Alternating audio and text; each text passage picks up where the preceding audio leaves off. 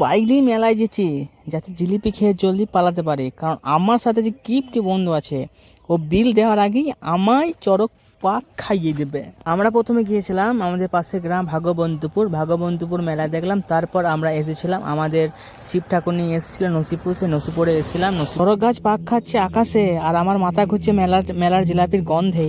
মেলায় ঢোকার সময় পকেট ছিল গরম আর বেরোনোর সময় পকেট বলছে ভাই আনলি কেন। মানে কি বলবো, এত ভিড় মেলাতে, মনে হচ্ছে আমার যমজ ভাইকে আজ খুঁজতে বেরিয়েছি। মেলায় এসে তেল চপ ভাপড় ভাজা যা গন্ধ সরছে, আমার তো দেখে আর খিদে বলছে চুই চুই।